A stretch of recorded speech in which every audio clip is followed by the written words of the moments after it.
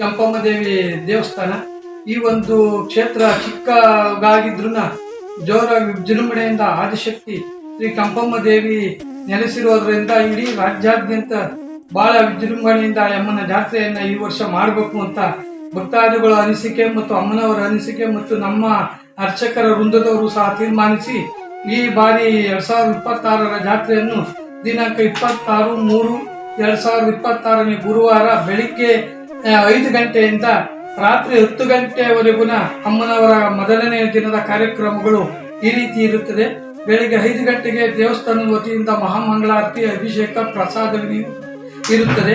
ಸಂಜೆ 7 ಗಂಟೆಗೆ ದೇವರ ಹೆಸರಾದಂತ ಕರ್ನಾಟಕದಾದ್ಯಂತ ಹೆಸರಾಗಿರ್ತಕ್ಕಂಥ ದೇವರ ಕೆರೆ ಶಿವಗಂಗೆ ಬಳಿ ಇರ್ತಕ್ಕಂಥದ್ದು ಅಮ್ಮನವರ ಸ್ಥಾನಕ್ಕೆ ಹತ್ತಿರದಲ್ಲಿ ಇರೋದರಿಂದ ಬಹಳ ಕೆರೆಗೊಂದು ಹೆಸರುವಾಸಿಯಾಗಿರ್ತಕ್ಕಂಥ ಕೆರೆಯಲ್ಲಿ ಗಂಗೆ ಪೂಜೆಯನ್ನು ಮಾಡಿಕೊಂಡು ದೇವಸ್ಥಾನದ ಬಳಿ ಬಂದು ಅಮ್ಮನವರ ರಥೋತ್ಸವಕ್ಕೆ ಕಳಸಾರೋಹಣವನ್ನು ನೆರವೇರಿಸಿ ಭಕ್ತಾದಿಗಳ ಮಳೆ ಮತ್ತು ಗ್ರಾಮಸ್ಥರುಗಳ ಮಳೆ ಉಪಹಾರ ಅಂತ ನಾವೇನು ಕರಿತೀವಿ, ಉಪಹಾರವನ್ನು ಒಯ್ದು ಅಮ್ಮನವರ ಮೊದಲನೇ ದಿನದ ಕಾರ್ಯಕ್ರಮವನ್ನು ಮಹಾಮಂಗಳಾರತಿಯೊಂದಿಗೆ ಪೂರ್ಣಗೊಳಿಸುತ್ತೇವೆ. ಮತ್ತೆ 2ನೇ ದಿನ 27/3/2026 ಬೆಳಿಗ್ಗೆ 5 ಗಂಟೆಗೆ ಅಭಿಷೇಕ, ಹೂವಿನ ಅಲಂಕಾರ, ಮಹಾಮಂಗಳಾರತಿ ಇರುತ್ತದೆ. ಇದಕ್ಕೆ ಬೆಳಿಗ್ಗೆ ಪ್ರಸಾದ ಬೆಳಿಗ್ಗೆ ರಾತ್ರಿ 9 ಗಂಟೆಯಿಂದ ಸಂಜೆ ರಾತ್ರಿ 12 ಗಂಟೆವರೆಗೂ ಅನ್ನ ಪ್ರಸಾದವನ್ನು ದಾಸೋಹವನ್ನು ಏರ್ಪಡಿಸಲಿರುತ್ತೇವೆ.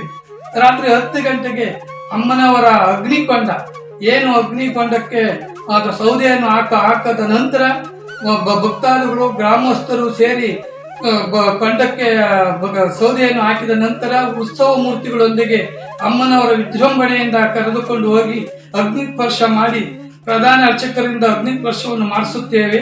ಅಗ್ನಿಸ್ಪರ್ಶ ಆದ ನಂತರ ಅಮ್ಮನವರು ಕಪ್ಪಲ ಮೇಲೆ ಮಡ್ಲಕ್ಕಿಯನ್ನು ತಗೊಂಡು ಆರತಿಯನ್ನು ಕರ್ಕೊಂಬರಕ್ಕೆ ಹೊರಡ್ತಾರೆ.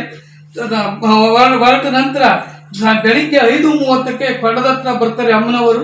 ಬಾಯಿ ಬೀಗ ದವ್ರನ್ನ ಕರ್ಕೊಂಡು ಕೊಂಡದ ಹತ್ರ ಆರತಿಯನ್ನು ಕರೆದುಕೊಂಡು ಅಗ್ನಿ ಪ್ರವೇಶ ಬೆಳಗಿನ ಜಾವ 5 ಗಂಟೆಗೆ ಅಮ್ಮನವರು ಅಗ್ನಿ ಪ್ರವೇಶ ಮಾಡುತ್ತಾರೆ. ಅಲ್ಲಿಗೆ ಅಗ್ನಿ ಪ್ರವೇಶ ಮಾಡಿದ ನಂತರ ಮಹಾಮಂಗಳಾರತಿಯೊಂದಿಗೆ ದೇವಸ್ಥಾನಕ್ಕೆ ಸೇರ್ತಾರೆ. ಅಲ್ಲಿಗೆ ಈ 2ನೇ ದಿನದ ಕಾರ್ಯಕ್ರಮ ಮುಕ್ತಾಯಗೊಳ್ಳುತ್ತದೆ. 3ನೇ ದಿನ ರಾತ್ರಿ 10 ಗಂಟೆಗೆ ಅಮ್ಮನವರ ವಿಜೃಂಭಣೆಯ ರಥೋತ್ಸವವೂ ಇರುತ್ತದೆ. ಭಕ್ತಾದಿಗಳು, ಗ್ರಾಮಸ್ಥರು, ಸುತ್ತಮುತ್ತಲ ಗ್ರಾಮಸ್ಥರು ಎಲ್ಲರೂ ಸೇರಿ ವಿಜೃಂಭಣೆಯಿಂದ 3ನೇ ದಿನದ ಕಾರ್ಯಕ್ರಮವನ್ನು ನೆರವೇರಿಸಲಾಗುತ್ತದೆ. ಮತ್ತು ಇದೇ ರೀತಿ ಏನು ಭಕ್ತಾದಿಗಳಿಗೆ ಹೋದ ವರ್ಷ ಬರುತ್ತಿದ್ದು 25ರ ಭಕ್ತಾದಿಗಳು ಹೆಚ್ಚಿನ ಸಂಖ್ಯೆಯಲ್ಲಿ ಆಗಮಿಸಿದ್ರು. ಒಂದು 10ರಿಂದ 15,000 ಜನ ಸಂಖ್ಯೆ ಸೇರಿದ್ರು.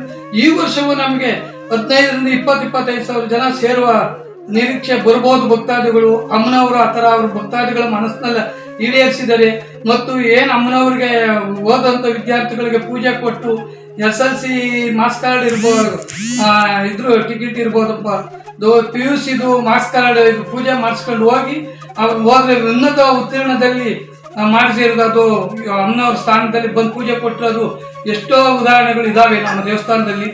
ಆದ್ದರಿಂದ 3 ದಿನ ವಿಜೃಂಭಣೆಯಿಂದ ನಡೀತದೆ. ಮತ್ತು ಸಕಲ ಭಕ್ತಾದಿಗಳಿಗೂ ಕಪ್ಪಲುಗಳು ನಾನಾ ರಾಜ್ಯದಿಂದ ಕೆಲವೊಂದು ಆಂಧ್ರ ಇರ್ಬೋದು, ತಮಿಳುನಾಡು ಇರ್ಬೋದು, ಕರ್ನಾಟಕದಿಂದಲೂ ಇರ್ತಾರೆ.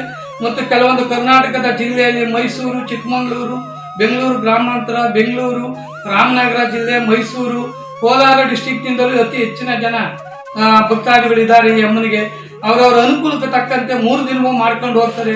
ನಮ್ಮ ದೇವಸ್ಥಾನದ ವತಿಯಿಂದ ಅನ್ನದಾಸೋಹ ಭಕ್ತಾದಿಗಳು ಸೇರಿ ಮತ್ತು ನೀರಿನ ವ್ಯವಸ್ಥೆಯನ್ನು ಸಹ ಏರ್ಪಡಿಸಲಾಗುತ್ತೆ. ಯಾವುದೇ ರೀತಿ ಕುಂದು ಕೊರತೆ ಇಲ್ಲದಂತೆ ಬೆಳಕಿನ ವ್ಯವಸ್ಥೆ ಎಲ್ಲ ನಾವು ನಡೆಸ್ಕೊಂಡು ಹೋಗುತ್ತೀವಿ ಅಂತ ಹೇಳಿ ಭಕ್ತಾದಿಗಳಲ್ಲಿ ಮನವಿ ಮಾಡುತ್ತೇವೆ. ಶಾಂತಿ ಸೌಹಾರ್ದತೆಯಿಂದ ಅಮ್ಮನವ್ರ ಸೇವೆ ಮಾಡ್ಕೊಂಡು ಹೋಗ್ಬೇಕು ಅಂತ ತಮ್ಮಲ್ಲಿ ಕಳಕಳಿಯಿಂದ ಮನವಿ ಮಾಡಿಕೊಳ್ತಿರ್ತೇನೆ.